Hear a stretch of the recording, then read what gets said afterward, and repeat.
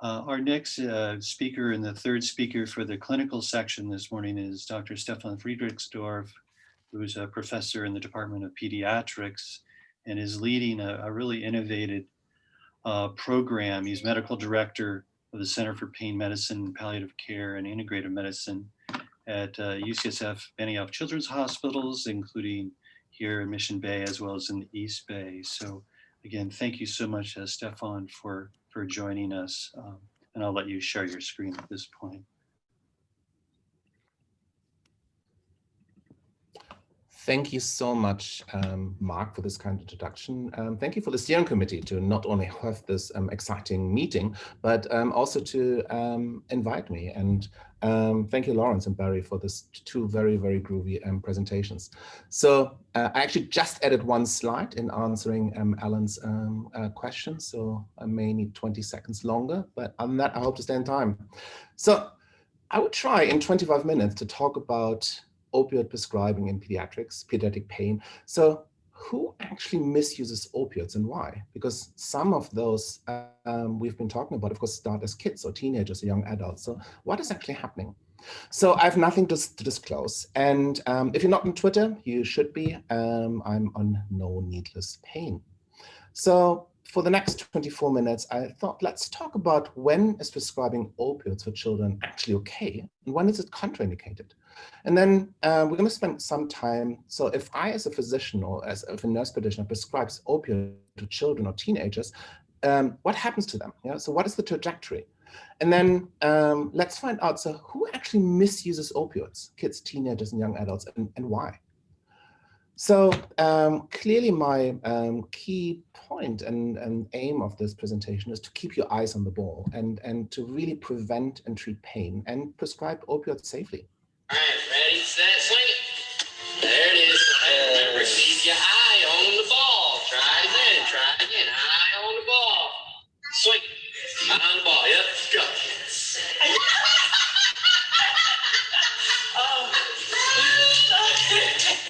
So let's see how we can keep the eye on the ball here. So how are we doing in 2020 with pediatric pain medicine? And unfortunately, we still do very, very poorly. All data indicates that there's a significant undertreatment of pain. Kids who are admitted to children's hospitals, we know that pain is common, it is under-recognized, and this is undertreated. This is data from 3 different continents.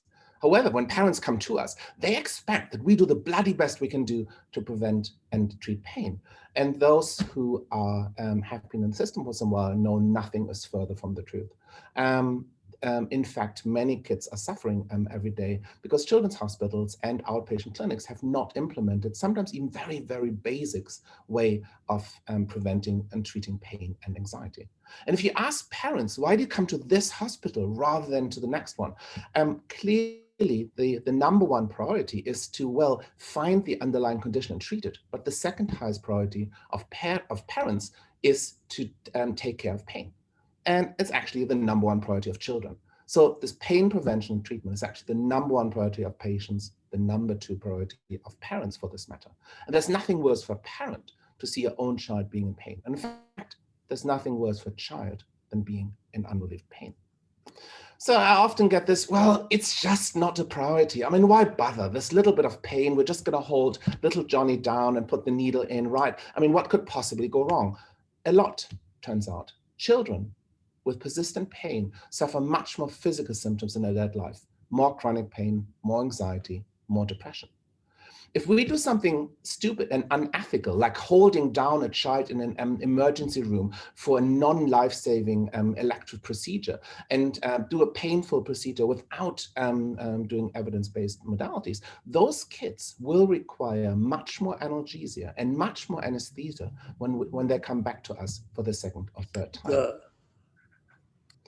So we are, in fact, the ones who are often creating those monsters, who those kids are needle phobic, those children who are very, very afraid, and then as teenagers and young adults may not seek out medical care for that matter. In fact, we have excellent data from toddlers and small children after trauma, car accidents, major burns, that the more morphine they get right after the accident, after the incident, the less likely it is that they do develop post-traumatic stress disorder. And from our neonatal intensive care units, we have data that unrelieved pain causes higher morbidity and higher mortality. Babies die because of unrelieved pain. So there is a lot to be bothered about and a lot we need to do better. So if a child tells me that his or her pain is 8 out of 10, or we in nonverbal children or infants, we're using multidimensional observational scales and we measure a pain of 8 out of 10. What does that mean? What kind of pain are we talking about? Is this acute somatic nociceptive pain caused by the tissue injury, by the mucositis, by a tumor, by a bone sticking out? Or is this, when I look at my kids in palliative care with serious illness, is this total pain? Suffering that encompasses all of a child's physical, psychological, social, spiritual, and practical struggles. That is real pain, 8 out of 10. However, cannot be treated with morphine. Or is this significantly undertreated and underassessed in hospitalized children, neuropathic pain, resulting from injury or dysfunction of the somatosensory system? Or is this visceral pain? Is this a bladder spasm? Or does this actually result from activation of nociceptors of the thoracic, pelvic, or abdominal viscera? Or is this, and I'm going to talk about this in a second in the next slide, is this chronic post-surgical pain? Or the huge number of kids who develop chronic pain, chronic persistent pain, pain which extends beyond the expected time of healing. And if we don't fix it as children or teenagers, they become adults with chronic pain. So just choosing one of those 6 pains, like we have now data that in the risk of developing chronic post-surgical pain in children is much, much higher than in adults. 12 studies with more than 3,000 children have found that the prevalence is 20% of developing chronic post-surgical pain at the site of the surgery 12 months after surgery. And of course, post-operative pain therapy mattered. This is adult data from a large European study showing that 10% increase in time spent in severe pain on day 1 actually resulted in 30% increase in chronic post-surgical pain incidence at 12 months. So we need to be really, really good on preoperative and post-operative. And some more information on the slides. You're welcome to look this up about the pathophysiology of CPSP. So if I see a child post-operatively with advanced cancer and I'm prescribing an opioid with this kid going home, what's the trajectory? What is happening? To the best of our knowledge from several studies, it appears that about 4 out of 5, 80% of the kids, of the teenagers and young adults are actually adherent. They use actually the medications the way we're prescribing them. About 5% become persistent users. And this one study actually showed that means at least one opioid refill between 90 and 180 days after the surgical procedure. So they're still on opioids 3 to 6 months later after the surgical procedure. And depending on the condition, there has been a range.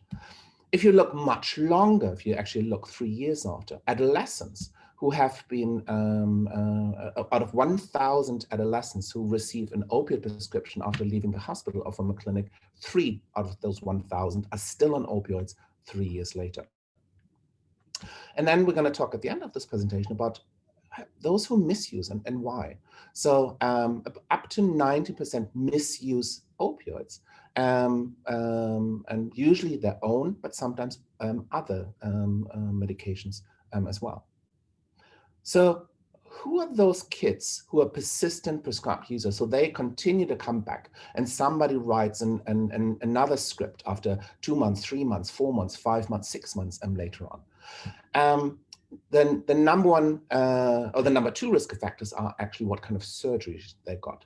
If they receive major surgery, that's an increased risk factor, a gastrointestinal comorbidity, early post-procedure pain and opioid use, and ongoing and multiple procedures.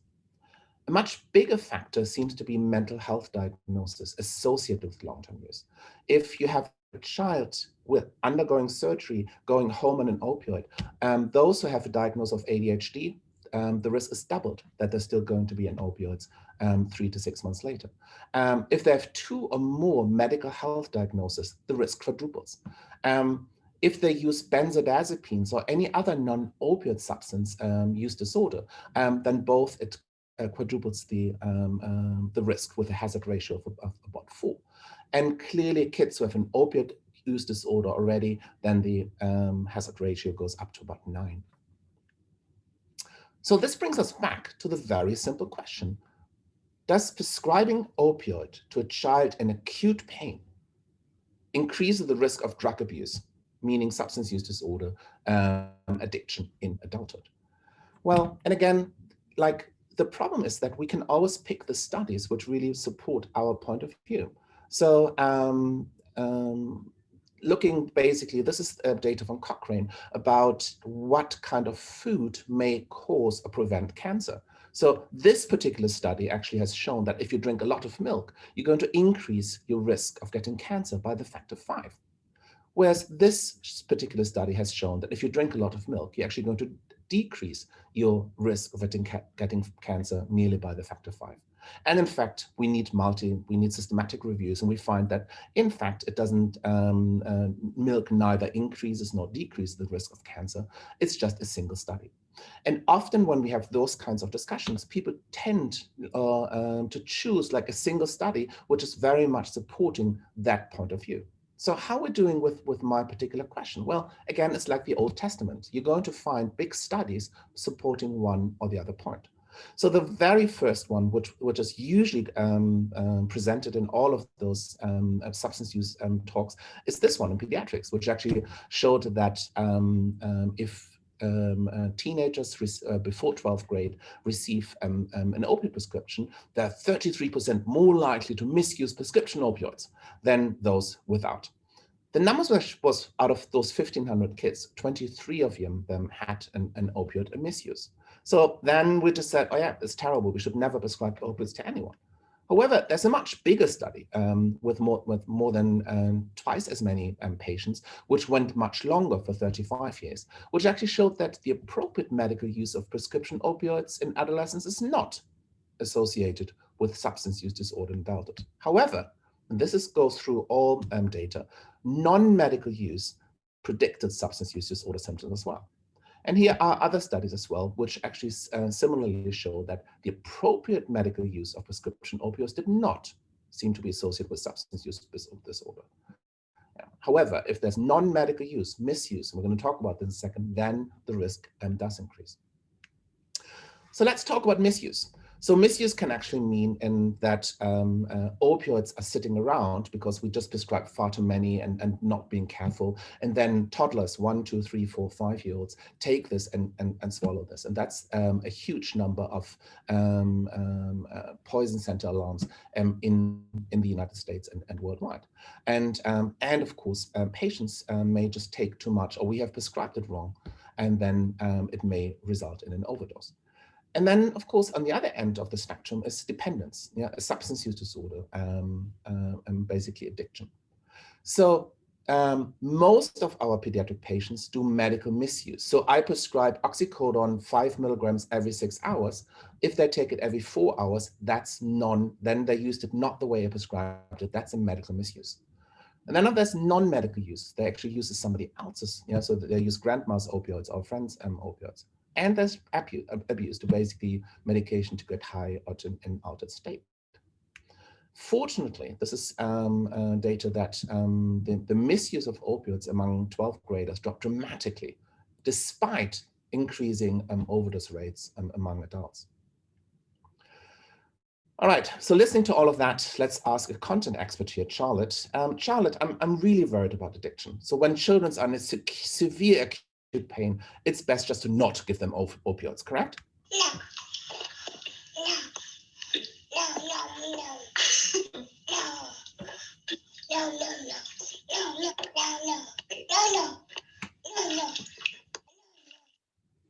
So Charlotte seems to be quite adamant that I'm not correct here. So what we do know is that failure to implement evidence-based prevention and treatment for children in medical facilities is now considered inadmissible and a poor standard of care. yet it's still happening in the vast majority of children's hospitals in North America. So what amount of opiate prescribing is appropriate then? So opioids are associated with many side effects and they're potentially lethal. But there's no other analgesic which is equal in potency and effect which has been discovered and developed to reduce suffering. We still need opioids to provide adequate treatment of pain and suffering after surgeries, burns, physical trauma, and medical illnesses such as sickle cell crisis, cancer, and pancreatitis. The vast majority of kids to die in 2020 do not have access to pediatric anesthesiologists who can do epidurals or nerve blocks for that matter, which would be significantly opioid sparing and would significantly reduce the risk of kids needing to go home on opioids. And when we talk about an opioid crisis, we need to talk about the whole world. This world is divided by two opioid crises, where here in the United States, people tended to prescribe opioids for the wrong reasons for chronic pain. There are more than 2.5 million children who die in low-income countries every year without analgesia, not a single whiff of a splash of morphine available. In other words, how many children in the United States and in Africa have to suffer needlessly from pain to avoid one opioid death? So what is evidence-based multimodal analgesia, right? We now know that if a kid comes to our hospital, that we have to provide many modalities at the same time, which act synergistically and provide much better pain control with far fewer side effects than a single analgesic or modality. For acute pain, so we have significant tissue injury, a mucositis, metastatic cancer, major surgery, we would combine medications, which includes opioids, and of course, adjuvant analgesia and subanalgesia, with interventions, anesthetic interventions such as nerve blocks or epidurals, for instance. We need to use rehabilitation. We need psychology, yet the number of psychologists available in the hospital system is shockingly low. We need integrative, non-pharmacological modalities, teaching mind-body techniques such as deep breathing, biofeedback, self-hypnosis, acupuncture, acupressure. When we put electively a needle into a child, lab draws, injections, IV cannulations, vaccination, and etc., state of the art in 2020 that we would actually decrease pain and anxiety for every child every time. That's going to be the new comfort promise at the Benioff Children's Hospitals. Always offer numbing cream, such as 4% lidocaine cream. Always offer breastfeeding or sucrose for babies younger than 12 months. Never, ever restrain a child. It's unethical and poor medicine to hold down a child for an elective painful procedure when we're not saving life. And using age-appropriate distraction. And if all of that's not working, then we need a plan B, which will include child-side life psychology and using nitrous gas for anxiolysis and sedation. For chronic pain, there's a large number of kids with headaches, migraines, fibromyalgia, chronic musculoskeletal pain, functional abdominal pain. They need to be seen in a pediatric pain clinic where they get rehabilitation, physical therapy, where they learn integrative non-pharmacological modalities, where they have access to psychotherapy, and where they learn how to normalize their life. First, they go back to school, then the pain gets better. First, they normalize the sleep, then the pain gets better. Opiates are not indicated under any circumstances in kids with chronic pain, with very rare exceptions, such as ongoing tissue injuries like epidermis bullosa or severe osteogenesis imperfecta. So opiates are not indicated for chronic pain. They're not indicated for dental procedures. They're not indicated, and this is the number one whether wrongly prescribed are for mental health treatment. So why do adolescents misuse opioids then? So let me show you one study, and then I will show you several bundles. This is from a Detroit school district in 2009, 2010, and 11% of those 12th graders actually reported that they had received opioids in the last 12 months. 4 out of 5, 80% of them, used the opioids as they were prescribed by physicians. 20%, 95 kids, reported misuse. And those who did, the vast majority did it because their pain control was poor. So somebody may have prescribed an opiate for chronic pain, which an opiate would not be effective in the first place, or clearly it has been the wrong drug, or the pain management was just not good. The 1 out of 4, they took it because it helps me sleep, to decrease anxiety. So it's usually because of mental health issues of insomnia, but also, of course, because kids who are experiment, who feel safe in a street drug, or quote, because I'm addicted. Adolescents with physical pain, mental health, and sleep problems were far more likely to use and misuse opioids.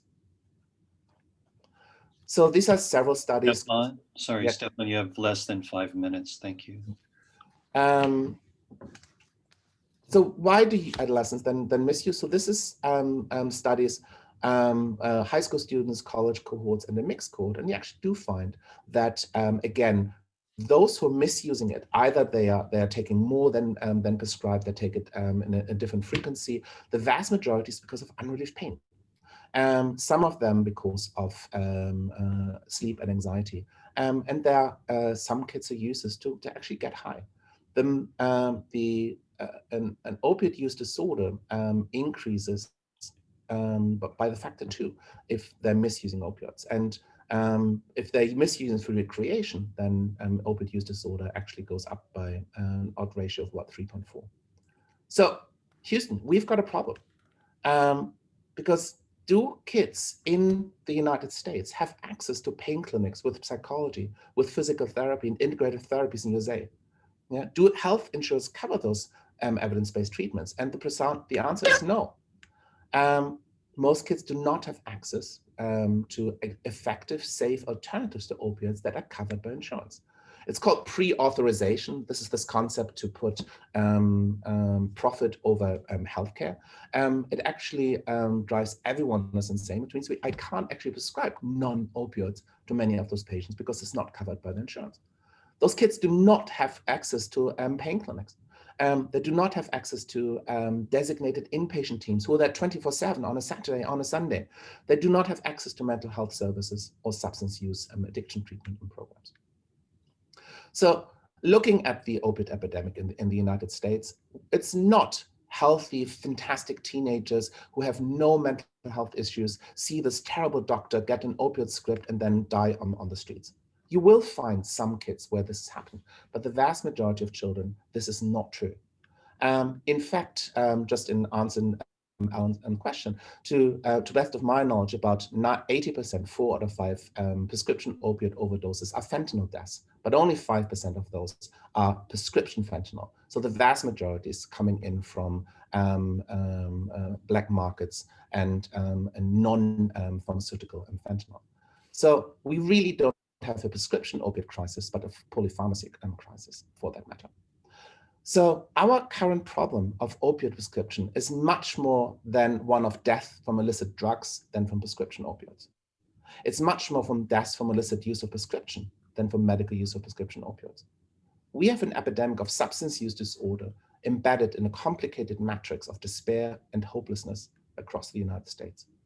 And that correlates closely with socioeconomic factors such as unemployment, poor education, availability of illicit street and diverted prescription opioids, genetic predisposition to substance use disorder, and psychiatric morbidity. There's actually scant evidence to support the existence of epidemic of deaths due to appropriate use of prescribed opioids. So my last 2 slides, conclusion 1, withholding evidence-based analgesia to hospitalized children is not only unethical, but causes immediate and long-term harm. We have to use multimodal analgesia, as I've spelled it out. There are potential risks in the safety of opioids, and they're real, but they're manageable. They cannot justify denying the administration of pain medications to pediatric patients. We talked about that opioids are indicated for certain conditions, including surgery, trauma, vaso-occlusive sickle cell crisis, and so on. And they're clearly not indicated for chronic pain, dental procedures, or mental health treatment. There are kids dying in our country and worldwide, mostly due to illicit polypharmacy, usually not to opioid prescription, but some are due to prescription medications, so we need to do better. Teenagers are misusing opioids due to unrelieved pain and untreated mental health. Yet, most pediatric patients do not have access to effective, safe alternatives to opioids that are covered by insurance. And due to this short-sighted decisions made by executives and health insurance companies and children's hospitals leaderships, there's a nationwide lack, including at our own institution, of designated inpatient pediatric pain teams. We do not have enough pediatric mental health services, neither inpatient nor outpatient. We do not have enough interdisciplinary pediatric pain clinics in the Bay Area or nationwide, providing physical therapy, psychology, and integrative non-medicine strategies. And we do not have enough substance use disorder treatment programs and specialists in that. So we need to address the root causes of the opioid epidemic and not just think around about opioid prescription policies only. And with that, I'd like to thank you and go back to Mark. Great. Thank you so much, Stefan. I really appreciate that. I think you can stop sharing your thank you. I have to apologize. There was tremendous technical challenges here. There's certain attendees can use the Q&A, others are raising their hands. So I'll try to manage both of those situations. I think just to start off, I know that Howard had a question and he has direct control of the microphone. So maybe we'll start with that and then we're going to slide into our break in a few minutes. Go ahead, Howard. Okay, well, this could be the beginning of the break, probably. I think people should be free to ask questions if they can. Sure. I thought, Stefan, that was a fantastic talk. Really, really outstanding and very factual. And I particularly support your view that the standard view of the normal healthy person, Rhodes Scholar, captain of the football team, spraining an ankle, getting a Percodan prescription, and then dying in 3 months of an opioid addiction is, to say the least, a major distortion. On the other hand, unless I misheard you, you stated that you don't think that under any circumstances opioids should be prescribed for chronic pain in children. And on the other hand, you said the whole idea that it's highly dangerous to prescribe opioids is probably not true. So how do you reconcile that apparent paradox? Thank you, Howard, for this question. And of course, I tried in 25 or 26 minutes to put something which I usually present over a week. So for chronic pain in children is usually what we call primary pain disorders, headaches, migraines, fibromyalgia, functional abdominal pain. So kids who do not have any tissue injury. And we have, like in adults, we have excellent data that opioids are not beneficial and should not be prescribed. We, of course, also have children. The prevalence of severe debilitating chronic pain in children among healthy kids is about 3%.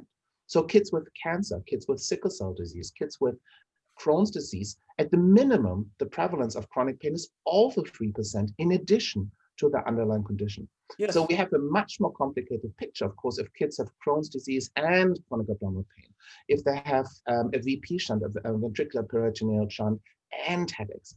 And then often it's mistaken as continuing post-operative pain and treated with opioids, and then it shouldn't be. So I probably would need time to expand to this, talk about this longer. We certainly have need in kids with sickle cell crisis and significant post-operative pain, unless we have excellent anesthesia. Sometimes we may not need this because we may have epidurals and nerve blocks, and we will be able to do this. But the vast majority of kids don't have this. Those kids may have to go home for a few days of opioids to sort of clean down, but certainly not for weeks, certainly not for months. Is that vague enough? Yeah, I don't agree with you, but okay. That's a fair answer. And the evidence isn't strong on either side. But the kinds of childhood pain syndromes that I saw when I was clinically active generally involved some sort of nervous system injury or dysfunction.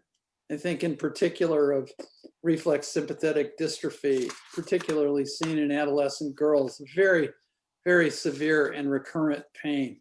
and sometimes opioids were the only solution available. Some of these other multimodal approaches were not that helpful. Right. I think we're going to jump in and redirect. There's other folks that have Okay, questions. I'm done. I think we're done. Thank you.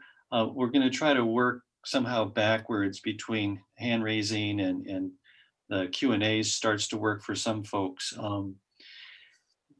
And again, I'm cognitive of that. We also will slide into our broader break session. So, but this is one that could be directed, I think, more broadly, but Stefan as well.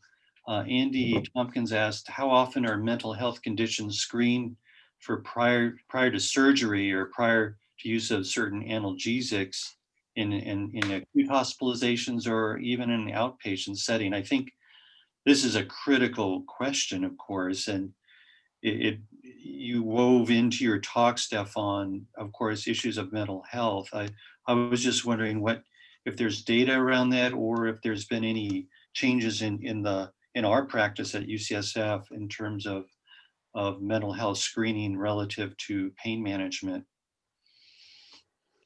So, excellent question. And yes, we do know that the higher the degree of anxiety, the higher the degree of catastrophizing and a mental concept of ruminating among parents and among children, the higher the pain post-operatively, the higher the pain after interventions and other diseases, and the higher the risk of kids not being able to get of opioids.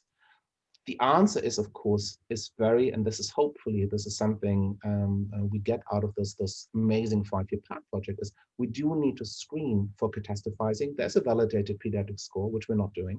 We should screen for anxiety and depression, which we're not regularly doing. And we also need to basically manage expectations. And yeah, because the perception of expectation, what is going to happen afterwards, in the spirit of catastrophizing, anxiety and depression, becomes a self-fulfilling prophecy. And all of that we're not doing for the majority of the patients, to the best of my knowledge. And we have an absolute shortage of psychologists inpatient. It is really impossible at the moment, especially in Mission Bay, but also in a bit less in Oakland, to get an inpatient psychologist. It's not supported at the moment. And without the mental health support, it is just not doable. You're muted, Mark. Sorry, thank you. I think we'll take one more question in the pediatric side, and then we'll work our way back. Although I just got a note from Barry that he's going to log on again. He's had some other technical difficulty. Again, from Arthur Wood, and this will actually perk up Howard. It's a question about use of ketamine in children and in the pediatric population. And so the question is, where are we at currently with the use of ketamine in pediatrics for acute pain, use of intranasal formulations? Is that appropriate, or infusions? So ketamine is one of those medications which has made a significant comeback. We are using it at low dose, which is usually 1 to 5 micrograms per kilogram a minute as a continuous infusion, and found it to be fairly effective for patients with acute pain, neuropathic pain, and visceral pain. It has shown to be, in small case studies, we don't have great pediatric data, unlike in the adult world, to be opioid sparing.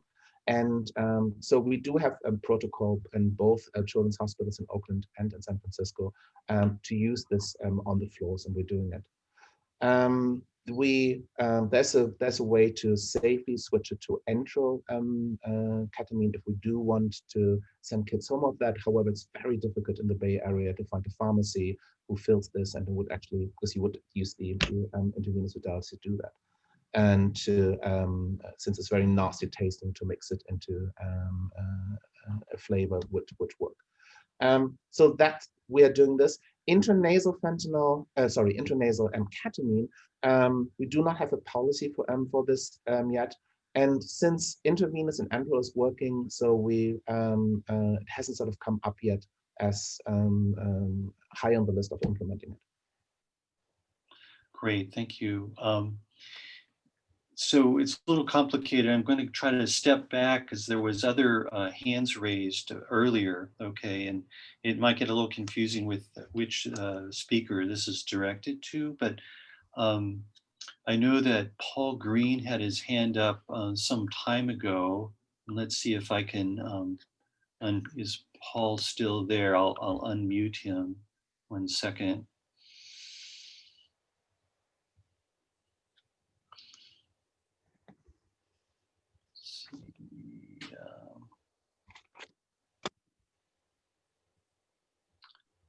Well,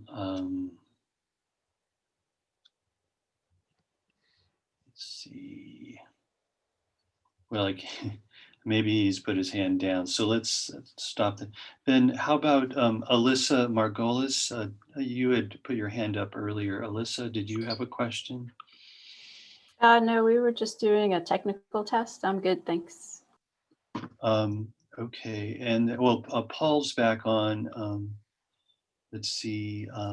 Paul said his question was answered. Oh, okay. Okay. I just looked at Q&A. Okay, fantastic. Now we have many. Okay, so I'm going to jump around a little bit. Janelle Silvis writes, I agree that there's a misdirection response to the opioid epidemic placed on the responsibility of prescribers. I'm curious, when did opioid stewardship programs providers start to encourage opioid tapers, beginning in the US or California? Do you think providers are starting to move away from now that we're seeing opioid overdose continue to increase despite decreasing opioid prescriptions? Well, I think I'll turn that to Lawrence initially, and have him address that, since he often encounters patients on chronic opioids or in the middle of a taper. Are you still on? Did you hear that, Lawrence? I heard it. Let me just rephrase it. So it's about, when did we become responsible for the taper as physicians? Right. Whether approximately when did the concept of tapering opioids begin, as it were, and become a responsibility of providers, I suppose. And really, I think the broader question is whether you think that's been effective, a safe strategy broadly. So I think one of the real challenges here is getting back to what Stefan was saying, is having a sort of multifaceted approach to dealing with patients. And so the struggles that I see, both in the referrals I got from in-house at UCSF, as well as prior experience in private practice, is that the demands on the time for primary care physician is increasing, and the intensity it can sometimes take to deal with appropriate taper is difficult. So from the general population of physicians, I think many of them have found it to be, it was a bit challenging to prescribe. And then as things became more of a challenge with people trying to stay within the below the CDC guidelines, many of them gave up because they didn't have the adequate resources, and there just aren't enough pain clinics and pain providers around to handle them all. With that said, do I think that tapering is certainly in the purview of a chronic pain clinic that manages opioids, and that has been and continues to be a very successful strategy? Is yes, but trying to get that in the mix of trying to deal with their pediatric shots and their hypertension and everything else, I think is a real challenge. We utilize our psychologists and physical therapists and all these other tools to help in that titration process, and see patients weekly to help them manage. And so I think for the primary care physician, I think this might be a little bit daunting to try and provide that kind of service, but certainly in a well-constructed, multidisciplinary, multifaceted pain clinic, it's appropriate to pursue. Okay, great. Thank you, Lawrence. Um, sorry, Dr. Zevin's audio video link is still impossible for him, so he apologizes. So I'll redirect another question back to Stefan from on the pediatric side. Um, Someone asked, why would ketamine be used rather than opioids for pediatric pain? I know that's a very broad question, but is there an indication of ketamine in certain cases and opioids in another? Perhaps that would be the question. Excellent question. So, of course, the perception of pain, which, as we talked about, what is 8 out of 10? We need to understand what is actually behind this. So it's the symptom pain is just the tip of an iceberg. So is this acute pain? Is this chronic pain? Is this neuropathic pain? Is this visceral pain? Is this chronic pain beyond the expected time of healing? Could the symptoms we're seeing actually be withdrawal? Might this be delirium? How about anxiety and depression? For instance, we do know that with highly anxious teenagers, their functionality, how much they're able to walk on that foot after an ankle sprain, correlates with the level of anxiety, not with the pain numbers or the tissue injury. So basically, what we now know is that we have to use multimodal analgesia. So, and basically we go in a sort of in a step. Is there tissue injury? Yes and yes or no. If there is tissue injury, we would consider basic analgesia, acetaminophen, Tylenol, non-steroidals or COX-2 inhibitors such as ibuprofen, celecoxib. We would consider opioids if this is medium to severe pain, supported by the amount of tissue injury. We would think about adjuvant analgesia, gabapentin, low-dose amitriptyline, dexmedetomidine, Precedex, or some clonidine, alpha agonist. And low-dose ketamine falls into those adjuvant modalities. So it's a different modalities. It's a different receptors and channel blockers we're working on. And they seem to work synergistically much better. So the choice whether we go with an opioid or low-dose ketamine or other medications very much depends on our understanding of the underlying pain and pathophysiology. And in reality, it is often for inpatient, it's added in addition to an opioid. So if we find a child with vaso-occlusive sick-sack crisis, we may start with basic analgesia and an opioid and PCA, for instance. And if we're increasing the dose and we don't find good analgesia, then we might add low-dose ketamine, we might add gabapentin, we might add a whiff of a splash of low-dose tricyclic antidepressants such as amitriptyline and nortriptyline. I'm happy, whoever asked me this question, to contact offline and chat a little bit more in detail about that.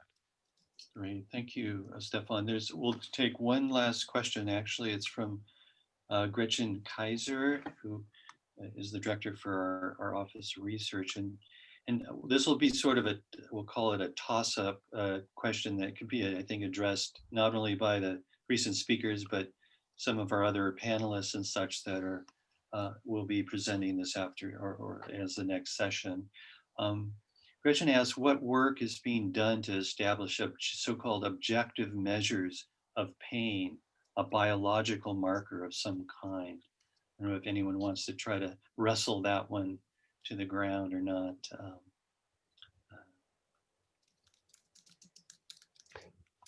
I'll jump in and ask Lawrence relative to his ability to monitor electrophysiologic signals.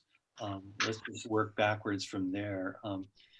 Do you think there's actually a signature emerging from the closed loop recording on that basis? Oh boy, this is the holy grail, isn't it? So I would say that the recordings on the spinal cord are probably not at the point yet where we can make that distinction, but I'm sure you know the work by Prasad Shivakar looking at DBS and EEG recordings and using the EEG recordings as an indicator. He's been very excited about the possibility that there is an ability to forecast based on his recordings how a patient will actually report their pain. And has shown some interesting correlations. Remember, this is a total of 5 patients who've been having recordings and stimulation. So it's very, very early on. But as one would expect, it's probably, or it isn't one single target in the brain.